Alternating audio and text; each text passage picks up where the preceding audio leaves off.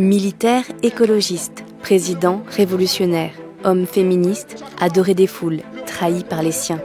Voici comment Thomas Sankara, le Tché africain, est devenu la fierté d'un continent entier. 1949, quand Thomas Sankara naît, son pays, la Haute-Volta, est une colonie française. Fils de gendarme, destiné à être prêtre, il fait partie des rares enfants scolarisés. Durant sa scolarité militaire, il rencontre des opposants au régime, lit des œuvres marxistes, se forme en France et à Madagascar. Curieux, éloquent, charismatique, partout, il refuse l'injustice. Il fustige la lâcheté des officiers qui ne vont pas au front et gravit rapidement les échelons de l'armée. À la caserne, il abolit les privilèges des officiers en faveur des troupes et utilise l'armée pour venir en aide à la population. Il gagne ainsi le soutien des militaires et des populations civiles. Au début des années 80, le pays, instable, manque d'eau et de nourriture, alors que l'aide humanitaire est régulièrement détournée.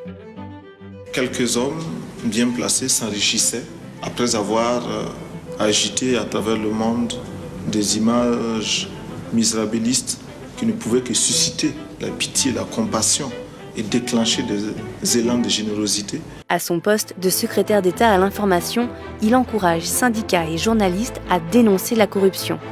Puis, il démissionne quand le gouvernement interdit la grève. Malheur à ceux qui bâillonnent leur peuple.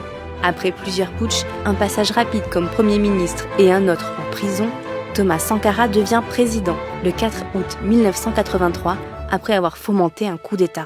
Il échange les Mercedes des ministres contre de vieilles R5. Il fait participer la population dans des comités de défense de la Révolution. Attaché aux mots, il s'affranchit du nom de son pays. Le Haute-Volta, cela ne voulait rien dire pour personne, en particulier pour nous, Burkinabés. Et c'est un nom qui ne nous renvoie qu'à un passé colonialiste.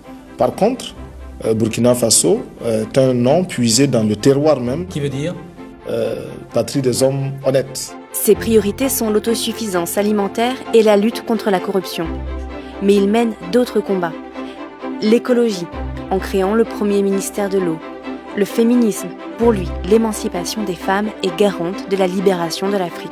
Une libération qui passe aussi par l'image qu'ont les Occidentaux de l'Afrique.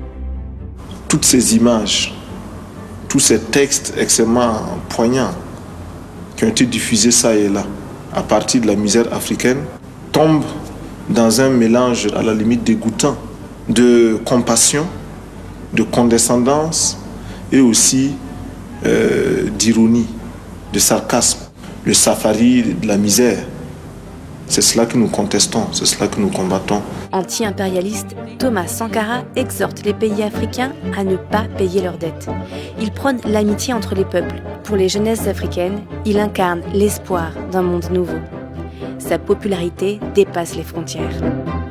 Mais dans son pays, les tensions politiques s'accumulent. On accuse Sankara de vouloir aller trop vite, d'être populiste, de devenir moralisateur.